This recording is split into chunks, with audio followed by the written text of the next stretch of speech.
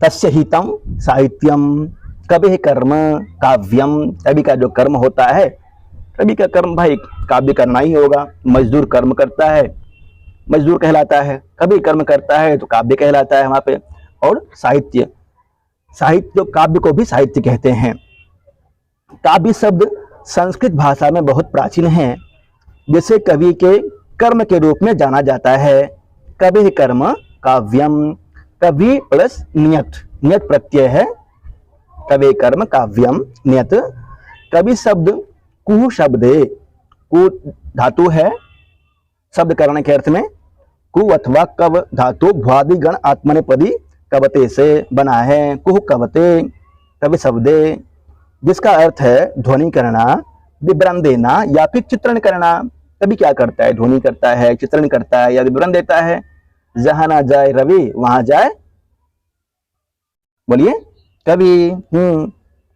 हाँ, ध्वनि करना। महाकाव्य साहित्य विधा का उद्भव वैदिक सूक्तों से ही मिलता है, जैसे स्तुति परक, नराशंसियां, दान स्तुतियां, संवाद सूक्त आदि द्वारा। वेदों में भी काव्य के बारे में वर्णन है, यदि सही तरह से पढ़ें तो वहाँ भी बहुत कुछ काव्य किया गया है। सबसे बड़े जो कवि हैं, आदि कवि परमात्मा ही हैं। उन्होंने ही काव्य संसार की रचना की है। अनेक पहले वेदों के रूप में वेदों की रचना किए, 4 ऋषियों के अंदर वेदों का प्रादुर्भाव किया। आत्मा में 4 ऋषि के अंदर अग्नि, वायु, आदित्य, अंगिरा, इनके आत्मा में, हृदय में 4 वेदों का प्रादुर्भाव किया। उसके बाद फिर धीरे धीरे करके श्रुति परंपरा से आगे बढ़ा। रामायण और महाभारत जैसे 8 काव्य महाकाव्य साहित्य विधा के भास्कर हैं। नोट्स में देखिएगा जो सेंड किए हैं लक्ष्य झारखंड वाला में, 18 नंबर पेज पे है। रामायण और महाभारत जैसे 8 काव्य, ये 8 काव्य कहलाते हैं ना, रामायण महाभारत, महाकाव्य साहित्य विधा के भास्कर हैं। भास्कर मतलब क्या होता है?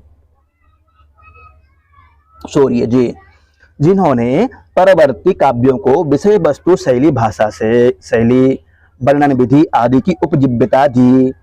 वाल्मीकि से इस रामायण और महाभारत के बारे में हम जितना काव्य पढ़ते हैं, देखिए कालिदास जी का, भास का, अन्य भवभूति का, इन्होंने कहाँ से उद्धृत किया है? इनका उपजीव्य तो रामायण महाभारत ही, अधिकतर का जितने कवि हुए हैं सब ने अपना उपजीव्य रामायण और महाभारत को बनाया, अधिकतर। वाल्मीकि से कालिदास की रचना तक आने में काव्य कला को कई शताब्दियां लगी। रामायण महाभारत के बाद कालिदास की उत्पत्ति तक जो महाकाव्य लिखे गए थे वे केवल नाम मात्र ही शेष हैं। इस काल के कुछ ग्रंथों के नाम निम्नलिखित है, जैसे कि जाम्बती विजयम और पाताल विजयम। जाम्बती विजयम और पाताल विजयम महर्षि पाणिनि की रचना है। 450 ईस्वी पूर्व में हुए थे महर्षि पाणिनि, 450 ईस्वी पूर्व में। ये महर्षि पाणिनि जी कहाँ के निवासी थे? शालातुर के, शालातुरी, हाँ शालातुर के निवासी थे। और इनकी रचना है जाम्बती विजयम और पाताल विजयम। और एक अष्टाध्यायी, 5 ग्रंथ और भी है इनके, अष्टाध्यायी, धातु पाठ, लिंगानुशासनम, शब्दानुशासनम, ये सब ना। 18 सर्गों में श्री कृष्ण द्वारा पाताल जाकर जाम्बती के विजय और परिणय की कथा वर्णित है। राजशेखर के नाम से जलहन की सुक्ति मुक्तावली, याद कर लीजिएगा इसको अच्छी तरह से। जलहन की कौन सी रचना है? सुक्ति मुक्तावली। कलहन की कौन सी रचना है? राजतरंगिणी। और बिलहन की कौन सी रचना है? विक्रमांक देवचरितम जी। 18 सर्गों में श्री कृष्ण द्वारा पाताल जाकर जाम्बती के विजय और परिणय की कथा वर्णित है। राजशेखर के नाम से जलहन की सुक्ति मुक्तावली में उद्धृत नमः पाणिनये तस्मै यस्माद् आविर्भूत इह आदो व्याकरणम काव्यमनु जाम्बती जयम। वररुचि 350 ईस्वी पूर्व हुए हैं। वररुचि का समय 350 ईस्वी पूर्व। इन्होंने स्वर्गारोहण नामक काव्य बनाया था, जिसे पतंजलि ने वाररुचम काव्यम कहा है। त्रिमुनि में कौन कौन से आते हैं? त्रिमुनि?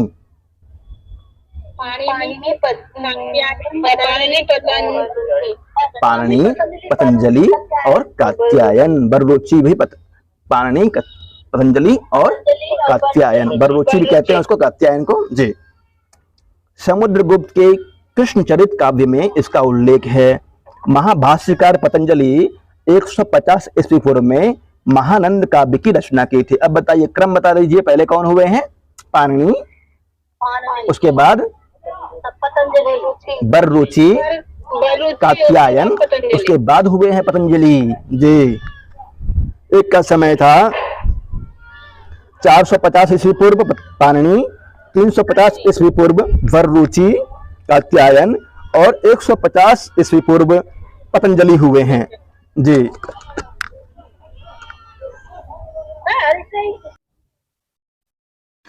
समुद्रगुप्त ने कृष्णचरित में इसकी चर्चा की है। समुद्रगुप्त ने कृष्णचरित में इसकी चर्चा की है। किसकी? महाभाष्यकार पतंजलि, जो कि 150 ईस्वी पूर्व में महानंद काव्य की रचना किया है इन्होंने। इसके बारे में महानंद काव्य हुआ, स्वर्गारोहण हुआ, पताल विजयम हुआ, ये काव्य उपलब्ध नहीं है, सिर्फ नाम उपलब्ध है। महाभाष्य है, पतंजलि का महाभाष्य शब्दानुसार। हाँ, वो है। महाभाष्य उपलब्ध है, भर्तृहरि जी की रचना उपलब्ध है। बररुचि का एक काव्य है, बररुचि का वार्तिक उपलब्ध है। पाणिनि का भी ग्रंथ उपलब्ध है, परंतु जिस ग्रंथ का यहाँ नाम लिया है गद्य पद्य वगैरह में, वो उपलब्ध नहीं है। पताल विजयम, स्वर्गारोहणम और महानंद काव्यम। इसके बाद महाकवि कालिदास का युग प्रारंभ होता है। मनोहारिणी शैली के प्रवर्तक कालिदास जी हैं। मनोहारिणी शैली के प्रवर्तक हैं, इन्होंने बहुत ही अच्छा काव्य लिखा है। विचित्र शैली के प्रवर्तक भारवी, विचित्र काव्य के प्रवर्तक भारवी हैं। और दंडी किस काव्य के प्रवर्तक हैं? सुकुमार मार्ग के प्रवर्तक दंडी हैं। जी। इसी श्रृंखला में महाकवि भारवी, माघ और श्रीहर्ष का नाम उल्लेखनीय है। काव्य के प्रकार याद कर लेना है आपको। काव्य के प्रकार उसमें आपको बना के दिया था, किस तरह से ग्राफ होता है काव्य का। काव्य के मुख्यतः दो भेद होते हैं, श्रव्य और दृश्य। काव्यम द्विधा, श्रव्यम दृश्यम च, दृश्यम श्रव्यम च। दृश्य काव्य और श्रव्य काव्य दो प्रकार के होते हैं काव्य। उसके बाद काव्य का वर्गीकरण, श्रव्य काव्य, श्रव्यम सुनने योग्य जो होता है, सुनने योग्य को श्राव्यम बोलते हैं, जो सुनने वाला हो, जैसे कि महाकाव्य वगैरह। महाकाव्य, रघुवंश, ये पद्य आ जाता है इसमें। महाकाव्य, रघुवंश आदि, खंड काव्य, मेघदूतम आदि और मुक्ता काव्य, नीति शतकम आदि। चंपू काव्य भी आ जाएगा इसमें, चंपू काव्य, नल चंपू आदि, कथा, कादंबरी आदि और आख्यायिका में हर्षचरितम आदि। दृश्य काव्य, दृश्य काव्य को रूपक भी बोलते हैं। रूपक दूसरा रूप हो जाएगा इसका, रूपक। तद रूपारूप पातो रूपकम, रूपक और उपरूपक। नाटक, प्रकरण, भान, व्यायोग, संवकार, डिम, इहा, मृग, विधि, अंक, प्रहसनमिति रूपकाणि 10। ये प्रश्न पूछता है अक्सर, रूपक कितने होते हैं? 10 रूपक होते हैं। और उपरूपक कितने होते हैं? 18।